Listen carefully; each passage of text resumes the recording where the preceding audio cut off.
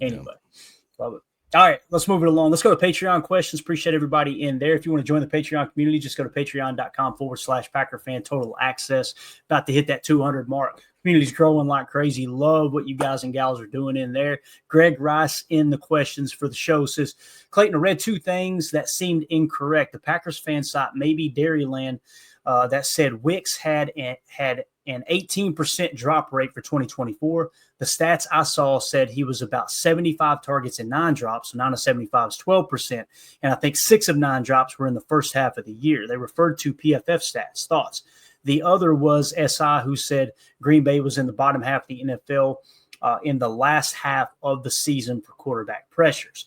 Thoughts? So appreciate you with the questions. They're great. Now, here's the thing about the drops. It depends on who you listen to. You can go to 3 different websites and get 3 different numbers. I've noticed, too, that some writers, some people who cover the Packers, you could tell their intention right off the bat. What they will do is they'll post, like you can tell somebody's pro Jordan Love and they want to try to prop Love up better than he is.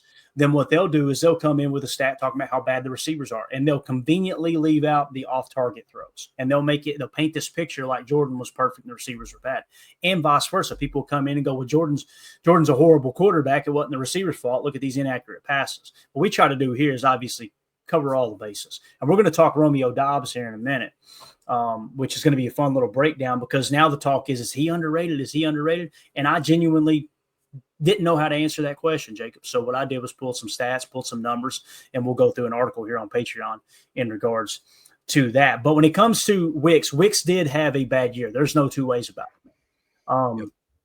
And it's a part of – I think he had the lowest catch rate of all the receivers on the team, and we'll get into that article here in a minute on Romeo Doubs. But in terms of that drop rate, the only way you can know for sure, and this is why I like NFL Pro, if you guys are subscribed to NFL Pro, you can literally go into NFL Pro, click on Dontavion Wicks, go to every single target, watch every single target from the box cam and the all 22, and you can get a definitive answer on whether or not that player dropped that pass or not. And there may be some cases where, like, I remember last year, and I said this time and time again on the show, I remember last year on a specific play where they said if Jaden Reed hadn't dropped that pass on third down, and I'm like, did he really? I was thinking it was a bad throw. I go back and watch it. He's literally diving for the football and it hits his hands, and they considered that a drop. That's just a perfect example of how fans will kind of bend it in the direction that they want their argument to be correct. And that's why I always suggest watch the tape. Don't just trust PFF. Don't even just trust the numbers on NFL Pro. I trust NFL Pro because they go, hey, here's the stat, here's the tape, and you can decide. That's what I like about it. So there's your free promotion for NFL Pro. The other was SI, who said Green Bay was in the bottom half of the NFL in the last half of the season for quarterback pressure. Thoughts? See, that doesn't sound correct to me there either, Greg. It doesn't make sense. No. They got better with their pressure rate last year. Way better. Yeah. LVN was like, he was, I want to say at one point there was a stretch where he 20%. Yeah, it was something crazy. I was thinking it was 15. It might have hit 20. It was. I remember Ryan did a pod on that, and it was like he was up in like the 18s or 19s, and maybe even like it was everybody on that line. And again, to me, it's about the tape. It's about going to the tape and saying, okay, what is the pass rush trying to do on this specific play? If you just take all those numbers and you just lean on that, and I'm not saying Greg's doing this. I'm just saying in general, if you just go, okay, they had this much pressure rate, this much that, this much this. If you don't go watch those specific plays, then it's going to look like, man, they ain't getting no pressure. When in all honesty, you got one guy playing a touch spy, and you're only really rushing 3 that are pinning their ears back. And again, you look at the stats, you look at the box score and go, man, they didn't get pressure or they didn't get sacks. Although, once again, we finished 8th in the league in sacks. And anybody who's listened to this show, significantly over the last few years, I don't think sacks are the ultimate stat. I don't. I would much rather have somebody who gets a ton of pressure and fewer sacks than someone gets a few more sacks and way less pressure. Because when you're moving the quarterback off the spot, you're increasing the chances of getting the ball picked off. That's the other thing, too. When you look at how the Packers did in turnover differential last year and Xavier McKinney going off with the picks, a large majority of those wasn't the quarterback sitting in a clean pocket and throwing that pick. They were getting moved off their spot. Pressure pick, coverage sack. That's typically how it plays out. So I would just say, Greg, do your own research on that. before you invest in anything, invest in NFL Pro, because you can watch the tape, and it tells the whole story for sure. And then, of course, Chris Ian chiming in says, Clayton, would you say it's fair to say that if Glover makes the 2025 53-man roster, it would signal a failure in roster building by Goot? I would. Hashtag Excelio. If Glover makes the 53, and this is kind of an outdated depth chart, but let's pull it up in here really quick anyway. This is from our lads. Let's just see here. If he makes the 53, and last year I want to say we broke camp with 10 or 11, right? Let's say we break camp with 11 to give him every opportunity to make the roster. Here would be my 11 offensive linemen: Rasheed Walker, Aaron Banks, Elton Jenkins, Sean Ryan, Zach Tom, Jordan Morgan, Jacob Monk, John Williams being a draft pick. He's a 7th rounder. Let's hold him off for a second. Anthony Belton, that's 8, right? Yeah. Now you're looking at at least 2 more, maybe 3 more. You're looking at Travis Glover, Tyler Cooper, or Donovan Jennings. I think Travis Glover can make this roster. There's no 2 ways about it, right, Jacob? Yeah. Like, what am I missing here? Like, there's 2 spots for Travis Glover to make this roster. To answer your question, Chris, I don't think that would signal a failure in roster building by Goot, personally. But what do you think, Jake? No, I mean, I honestly would be more surprised if he didn't make the team, because he was he like a 6th round, or was he a 4th? What was a Glover? Anybody in the chat remember what he was? He was drafted though, right? I don't know. It was pretty late. I'll look it up. You keep talking. I swear he was drafted. But I guess I agree. The offensive line's an interesting one. I would maybe think that maybe they trust Kadeem Telfort, one of those type of guys. But Tyler Cooper is another guy that, was highly touted. 6th round. Okay, so there you go. Coach Lynn had it too. What up, Coach? So, that's an interesting one. And it's not like the Packers haven't had success with late round offensive linemen. I mean, obviously you look at Walker and what he was able to do. Or I'm sorry, Rasheed. Yeah, so I don't know, man. As much as I hate fluffing an Excelio even a little bit, he's going to run that. That's going to be his Super Bowl of the year. Is if Glover makes this 53-man roster. I wouldn't be surprised if Homies buys a jersey, but I'm just. All right, so there are your Patreon questions. Appreciate you guys and gals. And again, if you want to join the Patreon community, scan that QR code or go to patreon.com/Packer Fan Total Access. We're going to be giving away, I believe next Saturday is going to be an autographed Lucas Van Ness rookie card. Okay, so the way that works, anybody who's a member of the $3 tier or higher, we put everybody's name on the wheel, spin that sucker, and give away a piece of memorabilia. It'd be an awesome giveaway there. We got a ton of those coming up. Probably do one a week for the next couple of months. And we got a bunch of autographed cards we're giving away. Just a way for us to give back to those who are supporting the show. We appreciate everybody there. All right, Jacob, let's jump into a little Romeo Doubs talk. How's that sound, man? Can I ask one question, because I actually think it's a decent one? Yeah, man. Sure. It's coming from just a terrible, terrible source. We all know him as Affam. He just posed a question here, or a statement. He says, I think we have a little bit of an identity crisis with our offense. At first I read it and I went, but then he did say we have a pass pro type O-line, but we continue to run the ball too much, in my opinion. I don't know if I necessarily agree with that, but it's like, I am starting to see a little bit of a ripple, because it's like we got 2 great tight ends we want to get into the mix. We got like 7 wide receivers, maybe 9, 10 that we want to somehow involve. But we keep telling them we're going to get you guys all involved. We got obviously Josh Jacobs, who's I would say a top 4 running back in the league right now, and then obviously Jordan Love, where you got the injury-ridden kind of season, and we're still just quite not sure what we're going to get out of them. And then, like you said, that offensive line, it's like, are they going to be great? Are we going to be pass pro first? Are we going to be more run dominant and Mauler type? Because what is your thoughts on that? And then obviously we'll scoot it along. Yeah, for me, Matt LaFleur's offense has always been a multiple type. And the thing that Matt LaFleur doesn't get enough credit for is him evolving. Like when he came in as the head coach in 2019, understand the roster was built for Mike McCarthy's West Coast spread, okay? And what he did, Matt LaFleur came in running a wide zone boot. Now, listen, he doesn't run Kyle Shanahan's offense. That's a big misconception. He runs Sean McVay's offense. They're both from the same tree. McVay presses into 11 personnel, and our boy Kyle Shanahan presses into 21 personnel. So with that being said, it's more the Sean McVay type. Now, when he came into Green Bay, what he looked up and said, okay, the roster isn't built for what I do. It's going to take a few years to get it to where what I want to do.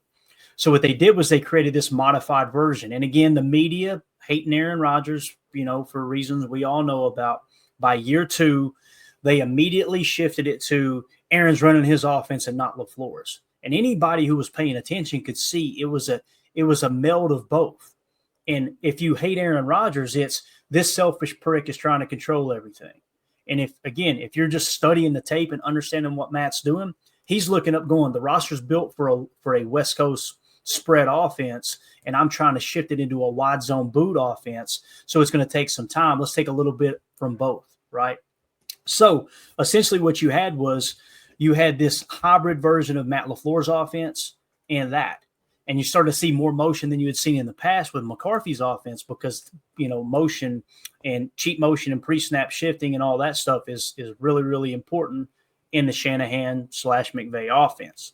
So with that being said, by year 2, you start to see it press a little more into Matt LaFleur's offense, but something happened. RPO was taking over the league. So all of a sudden you've seen RPOs get heavily implemented into Matt LaFleur's offense. Why? Aaron Rodgers has a couple of superpowers, in my opinion. He's got a bunch of superpowers, but the 2 that stick out to me the most is accuracy and quick release. That is, I'm telling you, short accuracy and quick release is the perfect recipe for an elite RPO offense. You also had Tay Adams, who literally Aaron and LaFleur both said Tay has freedom to run whatever route he wants to run at any time. And that's what they were doing.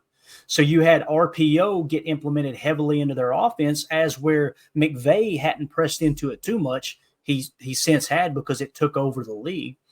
So you see Matt LaFleur go from, I love to run a wide zone boot out of 11 personnel, to crap, we got to run a hybrid version of West Coast spread and wide zone boot. Oh, look at this. RPO is taking over the league. Let's implement a third of our offense in the RPO aspect. They did that, all while still having dagger, strike, all those concepts that he loves.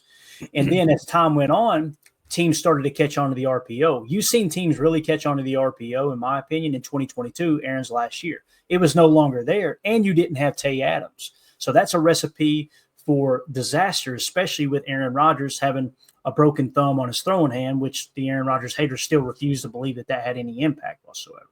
So what you've seen is they've started to evolve and shift into a run-heavy offense. Why?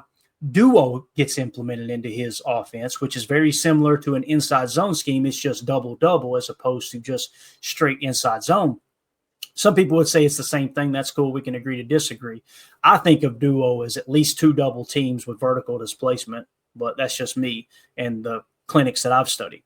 So you've seen Matt LaFleur go from offense to offense to offense, adjusting on the fly and duo taking over.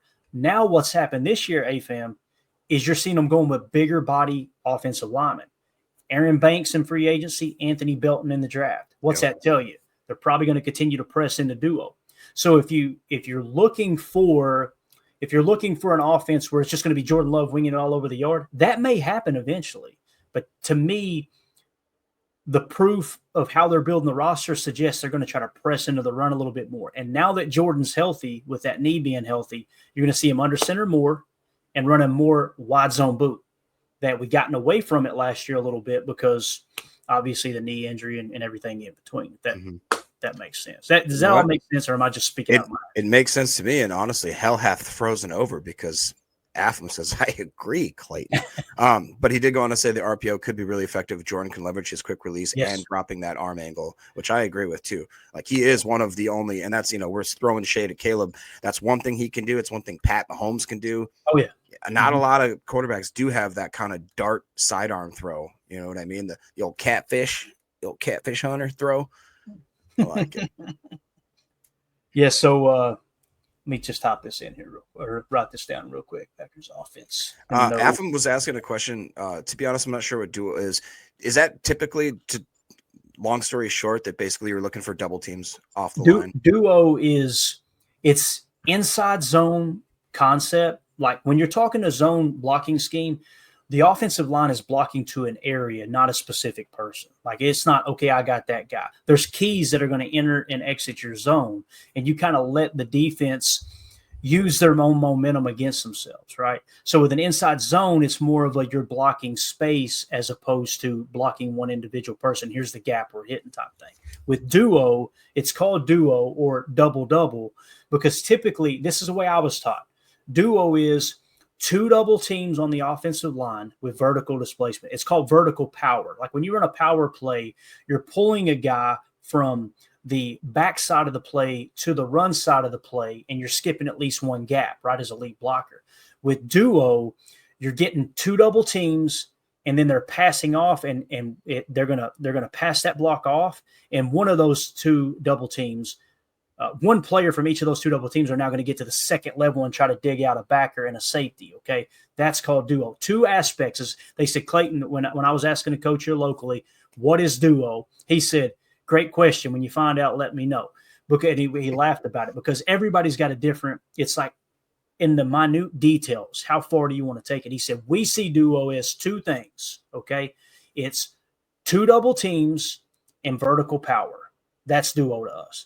Now, Tom Brady, the greatest quarterback of all time, in my opinion. I know many people will hate me for that, but I believe that's the case.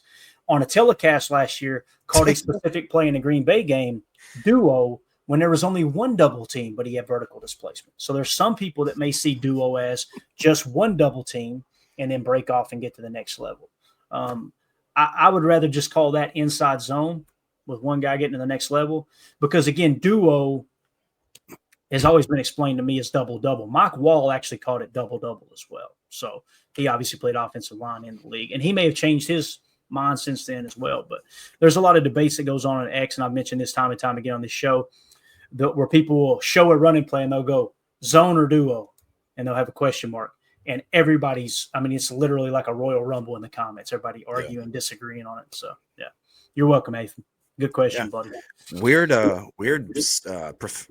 professionalism from AFAM.